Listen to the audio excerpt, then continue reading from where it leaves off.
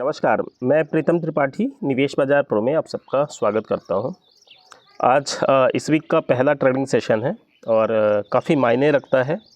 हम लोग जिस तरीके से फ्राइडे को क्लोज़ देके गए थे वो एक नेगेटिव साइड हम लोग मान के चल सकते थे और उसके बिहाफ पे हम ये कह सकते थे कि फ्राइडे का जिस तरीके से सेशन था तो आज के लिए टेक्निकली एक सेंटीमेंट दिख रहा था कि हम लोग 22,300 के नीचे जा सकते हैं निफ्टी में, 73,600 के नीचे जा सकते हैं सेंसेक्स में, और सेम बैंक निफ्टी में भी हम लोग 47,800 के लेवल को जो है रिटेस्ट कर सकते हैं, उसको ब्रेक कर सकते हैं।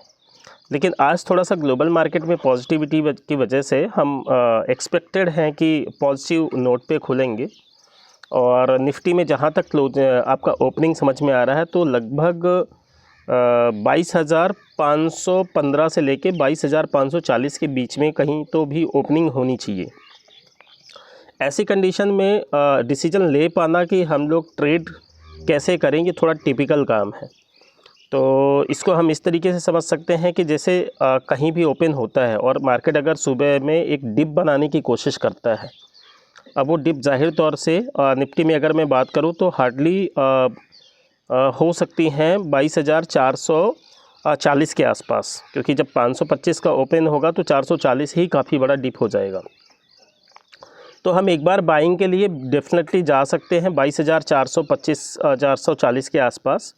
वहाँ पे हम लोग अगले 15 मिनट 20 मिनट के लिए एक स्टॉप लॉस ले सकते हैं 22,380 का, और उस केस में टारगेट हो जाएगा तकरीबन 22,540, 22,580 और 22,630 तक के।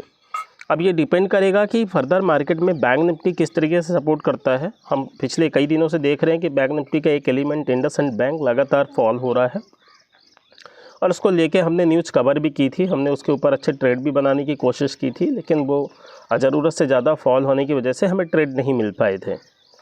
तो बैंक निफ्टी में भी आज एक पॉजिटिविटी रह सकती है इंडसइंड बैंक के ऊपर, जो जिस तरीके का आरबीआई का एक स्टेटमेंट आया है तो वो थोड़ा रिलीफ भर रहा है और यहीं से हम देखेंगे कि मार्केट को लीड शायद जो है बैंक निफ्टी करता हुआ नज़र आए। सेंसेक्स में भी पॉसिबल है कि जिस तरीके का सेंटीमेंट समझ में आ रहा है तो हो सकता है 74,200 के आसपास का ओपनिंग दे। प्रीवियस क्लोजिंग जो है वो 73,825 की है।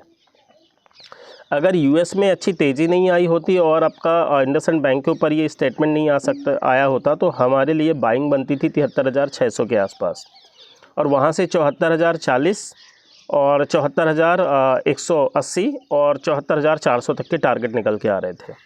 लेकिन आज जब ये शुरुआती दौर में ही तकरीबन 200 के आसपास ओपन होता हुआ दिख रहा है तो यहाँ पे फिर हम लोग ये मान के चल सकते हैं कि शुरुआती आधे घंटे के अंदर अगर ये 74,040 के आसपास मिलता है तो वहाँ एक बाई जो है इनिशिएट किया जा सकता है।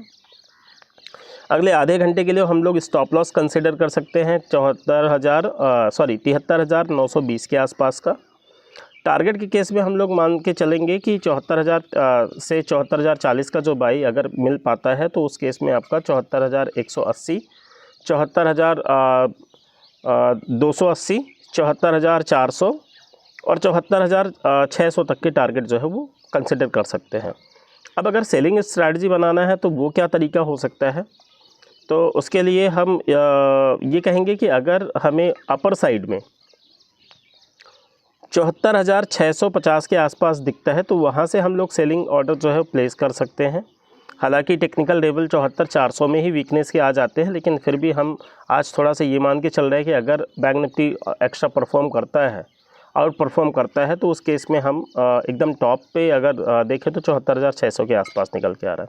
तो वहाँ से क्रमशः 74,400, 74,200, 74,040 के लिए टारगेट जो है सेटअप होता है। बैंक निफ्टी में भी कई दिनों से हम लोग बात कर रहे हैं कि 48,400 ही सेलिंग की अच्छी रेंज हो सकती है। आज वो रेंज हम थोड़ा सा 250 पॉइंट ऊपर लेके जाएंगे। बाइंग के केस में 48,000 का बाई बनेगा बैंक निफ्टी का, जो 48,300, 48,500 के टारगेट के लिए होगा। सेलिंग के लिए 48,650 का आसपास का ट्रेड जो है वो सही हो सकता है, और यहाँ पे हम लोग 48,750 के आसपास का जो है स्टॉप लॉस रखेंगे अगले आधे घंटे के लिए।